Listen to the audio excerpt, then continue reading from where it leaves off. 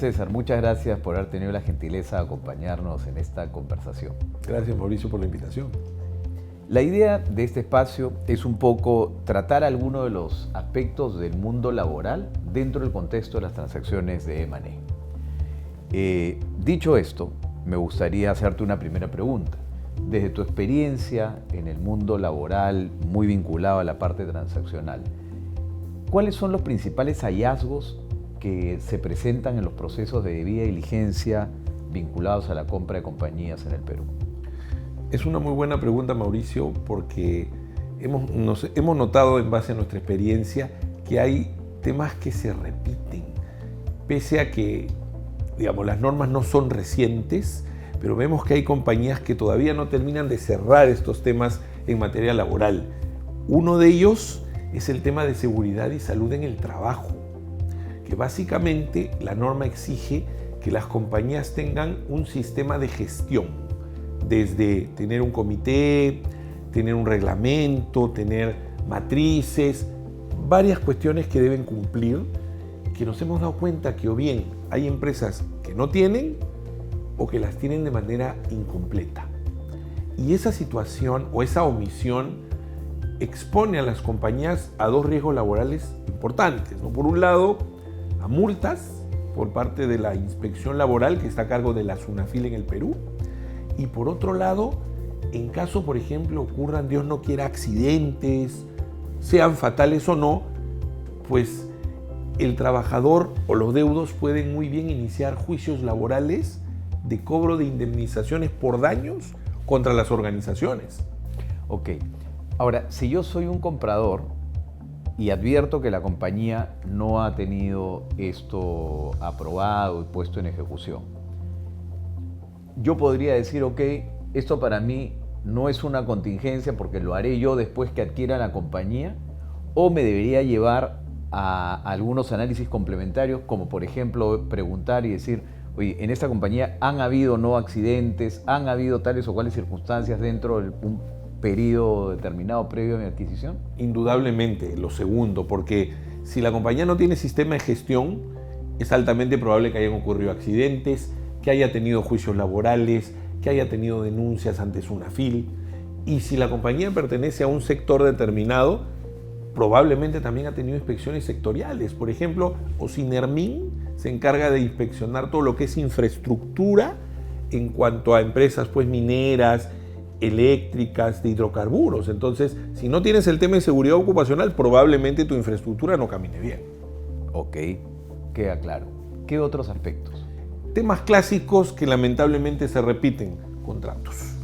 Y el tema de los contratos tiene que ver mucho porque en el Perú hay estabilidad laboral absoluta creada por los tribunales peruanos, no por la ley. Entonces, eso hace que las compañías recurran masivamente a contratos a plazo fijo, contratos temporales, para evitar tener mucho problema a la hora de cesar a un trabajador.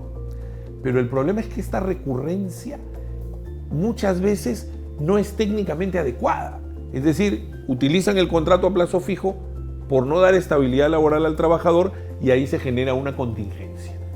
Ahora, desde mi mirada de M&A muchas veces yo digo, ok, entre uno y otro sistema no has omitido ningún tipo de aporte, contribución, son, entiendo, exactamente iguales, ¿no? Los temas respecto al punto de vista de la AFP, de las gratificaciones, los derechos laborales y los beneficios laborales son los mismos en cualquier escenario, con el trabajador incorporado en planilla, como se suele decir, o bajo alguna de estas modalidades contractuales temporales. ¿Es correcto? Es correcto porque el contrato temporal es planilla también. Es indeterminado. Exactamente. La diferencia es si uno es determinado, otro indeterminado. Exacto. Pero yo desde el punto de vista de comprador no voy a tener una preocupación con relación a que se haya dejado de contribuir o pagar algo. Mi preocupación es simplemente que hay un incumplimiento de las formas. Es correcto, pero incumplimiento que acarrea también dos consecuencias, ¿no? Que el comprador tiene que saberlas y cuantificarlas. Una multa nuevamente y siempre el gran riesgo de que te puedan demandar y objetar ese contrato el día que decidas no continuar con ese trabajador. Que no es una cuestión inmediata y no es algo que vaya a impactar, imagínate, a la totalidad de la planilla, porque las compañías no sacan a todos a la vez, pero es una contingencia. Es correcto, con lo cual el comprador deberá advertir, ok, si esta población laboral es una población laboral que yo considero debiera estar en planilla y reitero, planilla, plazo indeterminado, y lo asumo como tal, entonces eso no debería generarme mayor inquietud. Más bien voy a ser yo quien termine de resolver esa situación que no venía siendo la situación correcta. Y bueno, al hacerlo me evito las multas que no se hubiesen impuesto hasta ese momento.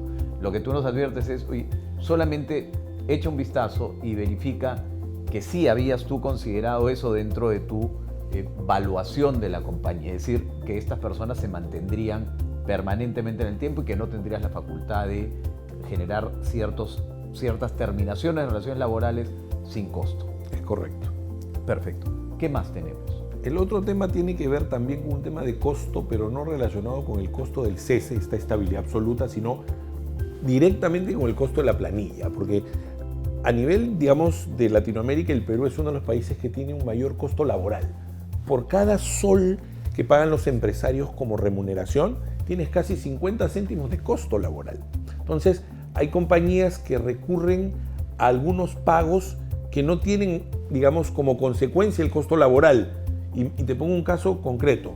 En vez de pagarle un bono por objetivos como tal, le pago una suma extraordinaria, una liberalidad. Entonces, ahí estoy dejando de pagar algunos tributos, estoy dejando de pagar algunos beneficios laborales. Y el problema es cuando este tipo de pagos extraordinarios se hacen recurrentes, entonces tienes ahí también una contingencia de algún reclamo económico. Una pregunta complementaria a esto, César. Imaginemos que quien compra una compañía es otra compañía que opera en el Perú y la compañía materia de la adquisición es una que tiene sindicato. Si mañana más tarde estas dos empresas se fusionasen como parte de la integración, ¿qué pasa con el sindicato de esta empresa que está siendo absorbida por aquella otra que no lo tenía? Okay. Voy a hacer una diferencia importante. Una cosa es el sindicato como organización y otra cosa son los beneficios que los trabajadores han ganado por ese acuerdo que se llama convenio colectivo celebrado con el sindicato. ¿Por qué? Porque como es un sindicato de empresa, ¿no? La empresa que está siendo absorbida, ese sindicato desaparece. Es decir, no se replica automáticamente en la empresa absorbente. ¿De acuerdo? O sea, con la absorción, el sindicato como tal deja de tener efecto. Exactamente, porque es un sindicato de empresa. Es algo así como la empresa principal se extingue, el accesorio que es el sindicato de empresa se extingue. Pero los beneficios se mantienen en la empresa absorbente, vamos a decir así, durante el tiempo en que esté vigente ese último convenio. Imagínate tú que el convenio sea a 2 años y se produce la fusión, entonces los trabajadores que son absorbidos van a mantener por 2 años los beneficios del convenio colectivo. Nada les impide, Mauricio, hacer un nuevo sindicato, obviamente, pero el anterior no se traspasa automáticamente. Perfecto.